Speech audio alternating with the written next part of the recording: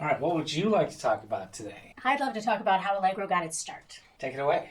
So this is the Lori version of how Allegro got its start. Apparently there's a Tim version floating around out there that isn't totally the same. So I was teaching piano in my house. I had maybe 2 or 3 students, just friends of my kids that wanted piano lessons. However, overnight, one of my piano students talked to a whole bunch of people, and within a couple of weeks I had about 30 students, which was a lot for the mom of 3 children. And in the meantime, you and I were comparing notes, I think. You were stealing ideas from me. Well, I don't know if it's really stealing if I'm the one, putting things into practice that you had just read about casually and decided were not effective. That sounds like an argument, and we don't want to do that on film. That's new. All right, no arguing on film. Got it. There were times when we would be chit-chatting in your office and I would be perhaps looking at things on your desk upside down, reading, and then I would put those things into place, and later you would be like, you did that. True? That's true. That's true. Okay, so we're not arguing. We're in agreement. And one of my students had said to me at some point, you should consider a performing arts school. Really? That came from a student? Yeah. No, I didn't know that. Are you... I'm completely serious, yeah. I think you always sold it as, that was your idea. Well, it was something I thought was really exciting, but no, one of my adult students said, this is really cool what you do, but you should open this up and do more things, teach more instruments, more disciplines. And I was already doing that in Lockport, just for the record. Well, you were teaching music lessons. Yes, you had all the instruments covered, which was frustrating for me when I would sign up a family of 3 kids and they wanted guitar lessons too, and I don't play guitar. There was that element, but the vision was always, I think from the start, the vision was to be multidisciplinary, because artsy kids tend to want to do more than one thing. Music kids love dance, and dance kids love visual arts, and we see that in like with famous people also, that they quite often, a good musician will also have this artistic bent. They might not be as good at visual art as they are at music. Mostly because it's where they spend the time. Yes. One of your students gave you this brilliant idea, Yes, but I didn't have any money. And that was perpetually a problem. Single mom of 3. I was really struggling to make ends meet. Boy, this is an interesting version of this story. Well, you do remember that you would get the phone call and I would be like, I don't have all the tuition checks that I thought I was going to have for the month, and my landlord's going to stop over in about 2 hours to collect the rent, and I have like $5. Yeah, what do I do? Somehow you had answers for those things. It's kind of nice, wasn't it? It was really nice. I like being useful. I liked that you were useful because I really needed help. And we could probably just stop that. Like, that's how the whole thing happened, basically. Yeah, but that's where you kind of got the idea, and then you sucked in the money man, I guess. Cha-ching! There's a lot of much more interesting parts of that. Sure. Okay. Right. So, some way, somehow, I lured in my good friend Tim and got you excited about the idea that we could do more than just music lessons, more than just piano and guitar, more than just whatever. And especially to move away from retail, which I think was already starting to let us know it was on its way out. And you did have this idea that Lamont would be a great place to go. Yeah, so I, at the time, was living in Lockport, about 10 minutes, total 10 minutes from Lamont, but every week, without fail, one of the moms would be like, you should start something in Lamont so I don't have to drive. And I was like, yeah. I didn't realize all this backstory stuff that just happened. I remember, sitting on your porch, and we started to discuss this thing. We kicked around a bunch of names. What were some of the names that we came up with? I really wanted to call it Art and Soul. Yeah, I remember that. That was my favorite. I also thought great possibilities for license plate, Art and Soul. But probably taken even by then. I remember we kicked around aardvark music. I don't remember aardvark. I must have just dismissed that out of hand. Well, back in the olden days, Yellow Pages were like the main place we used to advertise, and if you could have an A name, which is one of the reasons why we ended up choosing Allegro ultimately, but 2 A's, now you're at the top of the list. The only thing more than that would have been Acme. We could have done AAA music or something like that. A1. Yeah. There's still an A1, driving school or something. Anyway. Right. So, that's how we landed on Allegro, because it started with an A. Yeah, and then we found that space in downtown Lamont. I think that you actually drove by it. Yeah, so we were trying to figure out where we could do it, and I do remember driving and looking, and I walked past one day this building in downtown Lamont. It had a for rent sign in the window. We called. The rent was, I want to say, $900 a month. It was $900 a month. So, of course, I called my friend Tim with the money and said, could we swing it?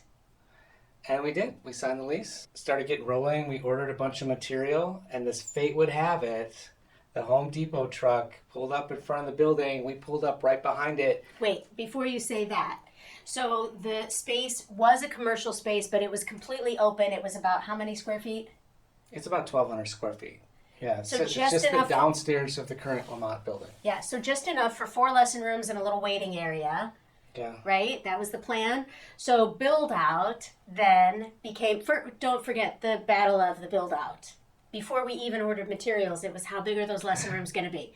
Yeah, Lori wanted, in essence, she would have loved just one really gigantic room with a grand piano in the middle of it, and that would have been enough Dreamy. for her. So cool. But yeah, I told her no.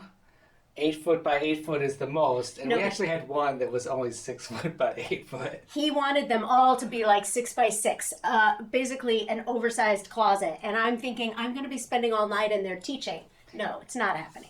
Well, it would have been plenty of room for a guitarist, but you know these behemoth pianos, they take up a lot of room. I also really thought that I would be not only teaching, but also like running out to run the office and then running back into the lesson room and like back and forth. So I wanted a big window in the room that I was going to teach Yeah. in so I could see what was going on. And did we put a window in one of those rooms? I don't Or think did you we never do that? Yeah, I don't we think talked about it. It Yeah. didn't happen. It's one of the Yeah, things that put the didn't happen. kibosh on that. All right, so can we talk about the load-in of Yeah. the materials? Yeah, so we finally agreed on 6 by 8, I think was what we agreed. Well, one side could be a little bit bigger than the other side. We were kind of limited on space, and there were some issues with the building. I'm still ticked off about it. But anyway, But anyway, yeah. So we pull up, and it's the morning of September 11, 2001. I remember we were listening to the Eric and Kathy show, and they said something about a plane flying into the Twin Towers. And at first we speculated, well, maybe it was just a little Cessna or something like that. But we all kind of remember, you know, what unfolded, and that all unfolded while we were unloading 100 sheets of drywall and untold number of studs. I don't even remember.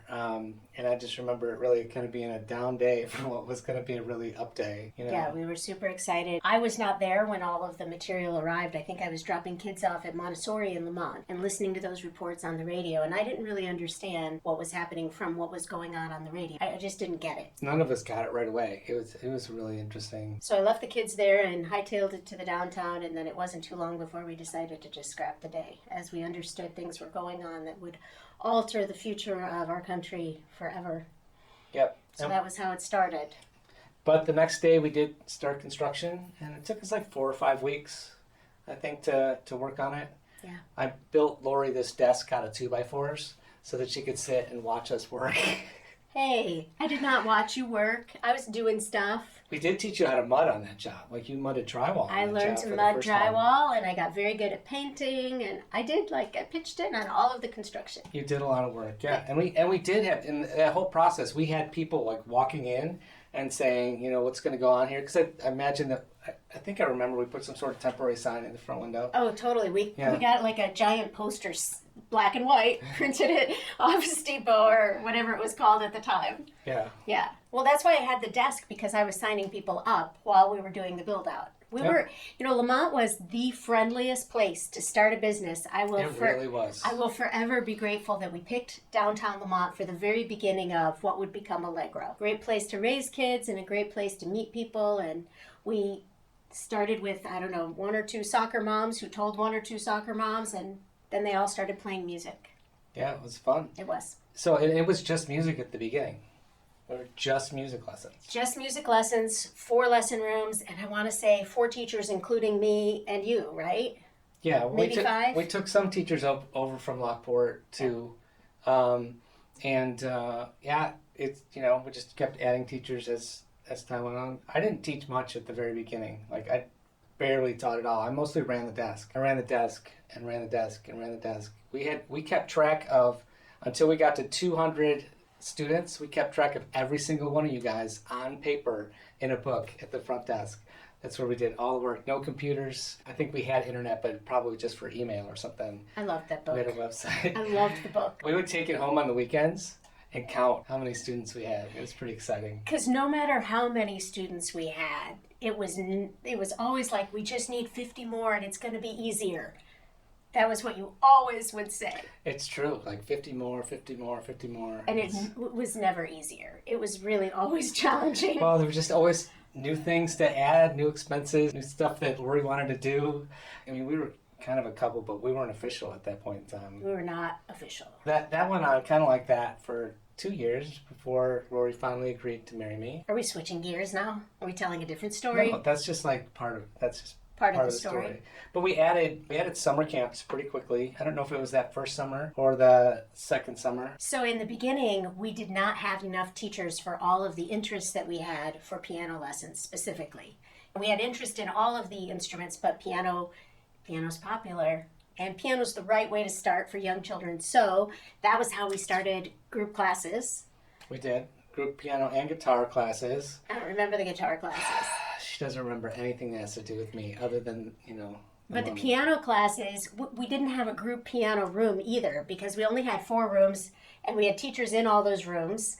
So in order to accommodate group lessons, we took the keyboards out to the middle in the waiting room and put them all on the floor in a circle. Yeah. Parents and kids sat together on the floor cross-legged.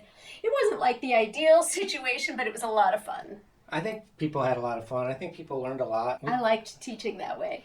Yeah, well, you're a pretty tactile, down on the floor person. I like getting down on the floor with, like, being face to face with little people. 21 years later, though, it's not as easy to get up off the floor, is it? Weird sounds. There are weird sounds that happen when you get up off the floor these days. Yeah.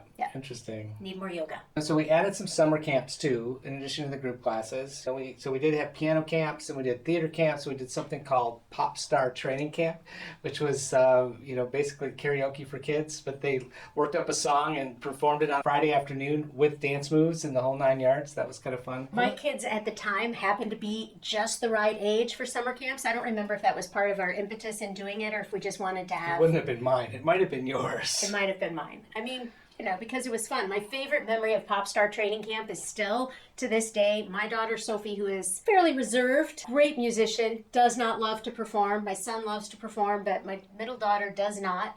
And she did I Will Survive for Pop Star Training Camp, and it was hilarious. She had the moves, like go out the door. I don't think we have the video of that anywhere. We might. I just uncovered a pile of little mini VHS videos. So, if we could start watching them, at night. We could watch a video at night or something. That'd be awesome. So, right. Pop Star Training Camp, musical theater, which we still do 20 years later. Yeah, and still one of our most popular camps, which then grew into its own program. Yeah. And so now we actually are putting on 2 full-length shows in the plus 2 baby fall, shows. and then saying baby shows, but fall and the spring.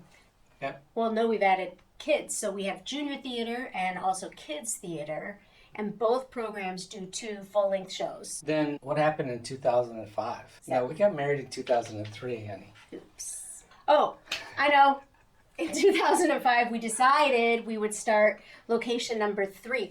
But somewhere in there also, you rebranded the Lockport Music Shop. Well, it was working really well, and retail was starting to phase out, because retail was a fairly significant part of the Lockport Music Shop, had been since the ancient history part, which is what I will tell you about ancient history at a later date. But yeah, it was just the right timing to roll the branding into the Lockport studio, and we kind of phased that in over time. There was some resistance from the natives. And which one of those natives just is me. One of those natives is me. Still, I'm gonna paint. I think I'm gonna do it right there. I'm gonna paint a Lockport Music Shop logo right there on the wall. You don't have to paint it. The giant sign is still upstairs. 2 giant signs still upstairs somewhere. Phased that in, and then we went to studio number 3, which was Bolingbrook. In Bolingbrook. Yeah, Lori really wanted to go to Bolingbrook, and we rented some space on Boughton at Schmidt. Yeah, so we were in a strip mall. That was our first time with, like, traditional strip mall space. Both of our other locations were downtown historic buildings. So we thought, because we're on Boughton, like people will just flock to us. And that's where we also started our dance program. Lori was hardcore. We had to add dance. She made me build a dance floor in there, and we started a tiny little dance program. Was it like 2 years later that we rolled it back to Lamont, or was it really just I think it was a the year next later? year. I think it was 1 year after that inception, yeah. We brought dance to Lamont once we kind of got it sorted out in Bolingbrook. Had all the right teachers in place. Yeah, we just expanded the schedule and added it in Lamont. Bolingbrook's kind of had an interesting transitional existence, right? So we were in the strip mall for 3 years, and then what did we do? Well, we thought that we were going to be hitting up the landlord to expand into the strip mall space next to ours and expansion that way, and it just didn't happen.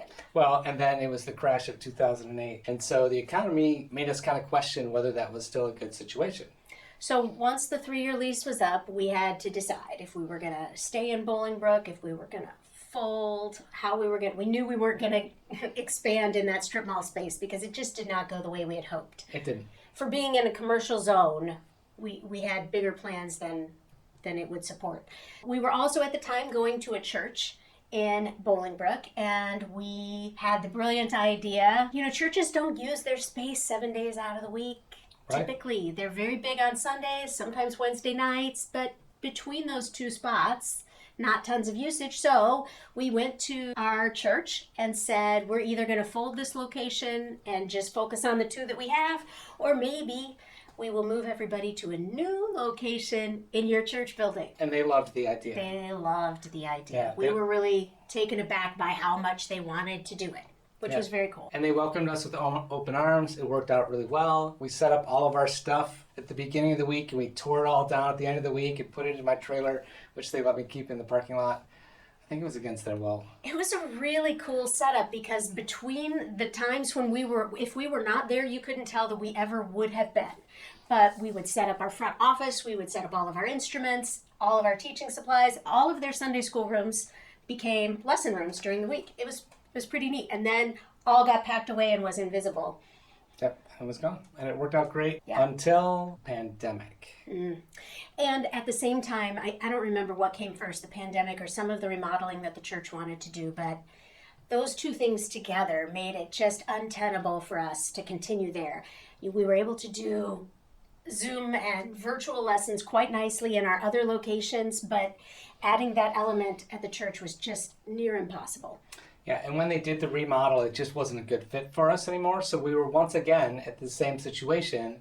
Are we going to leave Bolingbrook or are we going to stay? And then one of our teachers, Annie, said, hey, I'm at this other church in Bolingbrook. Would you like to go there? And so we talked to them, and they were very happy to have us. And so now we're there. We're just there 2 or 3 nights a week.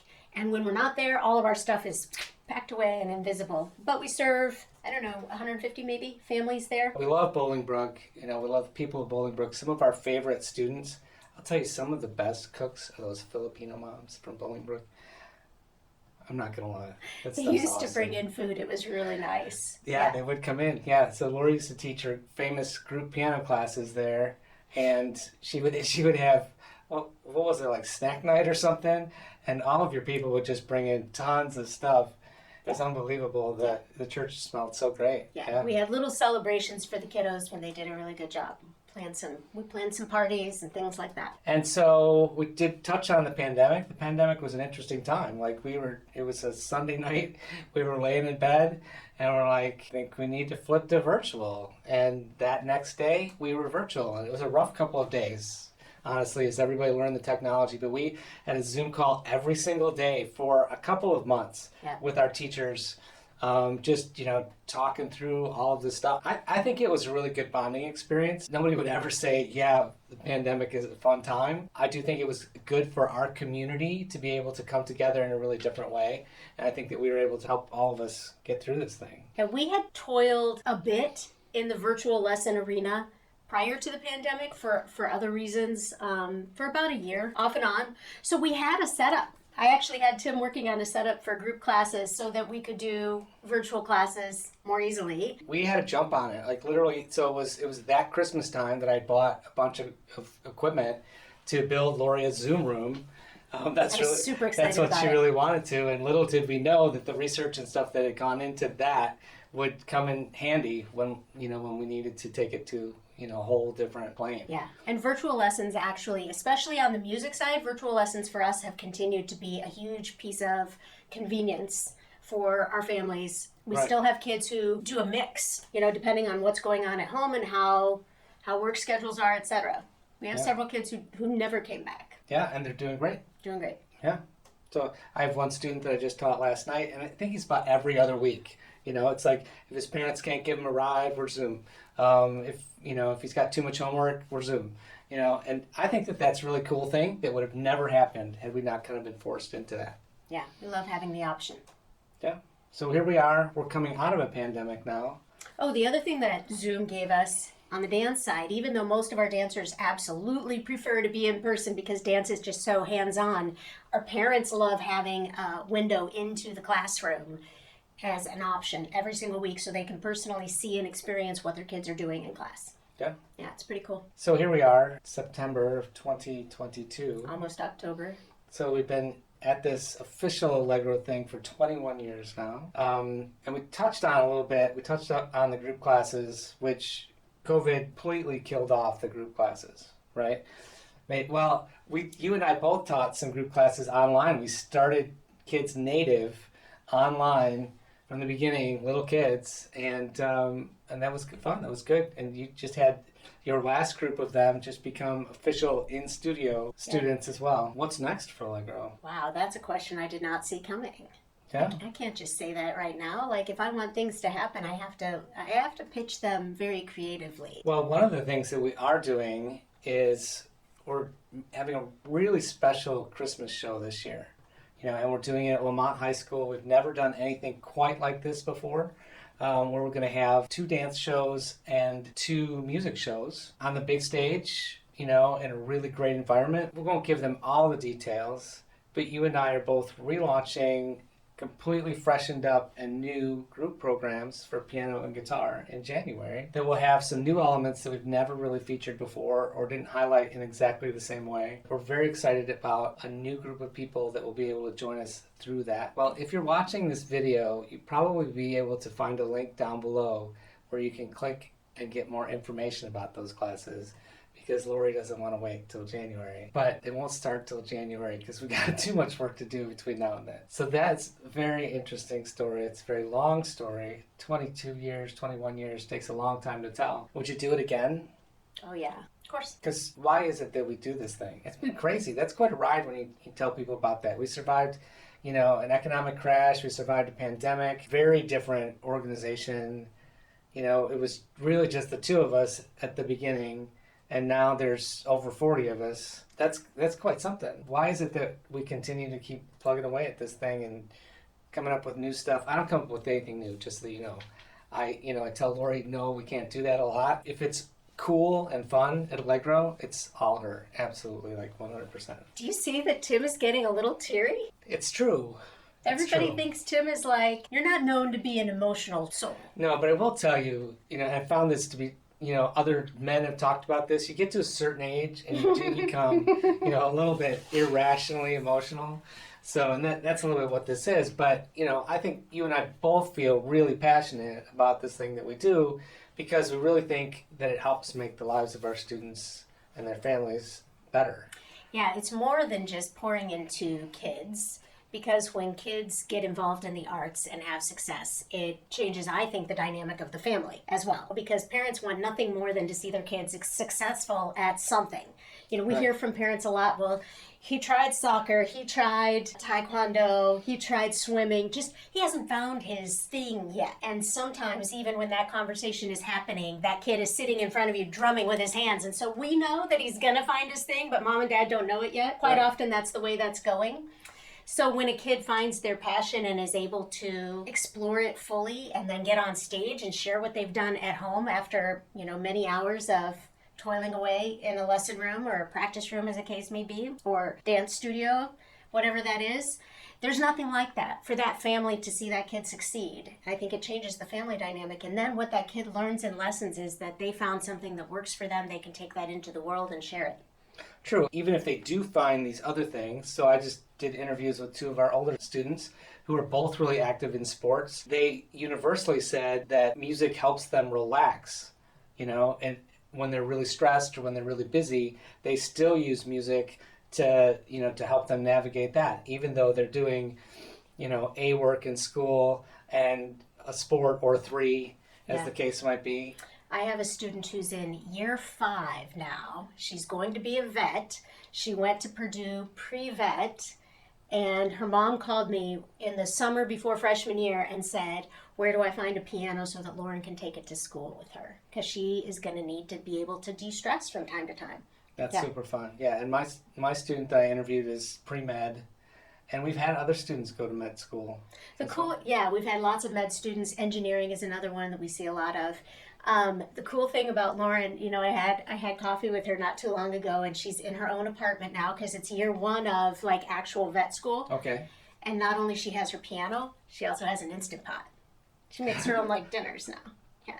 So anyway, and I got a text from Katie Kineska who said she aced her first test at U of I. Really? Because it was a music class. She said, those piano lessons actually served me well. Oh, good. So be on the lookout for new stuff. We aren't done. We haven't arrived, even though that might be cool to have arrived. But we're constantly innovating. We're constantly changing. We're constantly trying new things. Those group classes are happening before January, at least for piano. Guitar might have to wait, but piano doesn't wait. Thanks for tuning in, watching this very long video. Have a great day. Bye. Thanks for being with the Allegro family.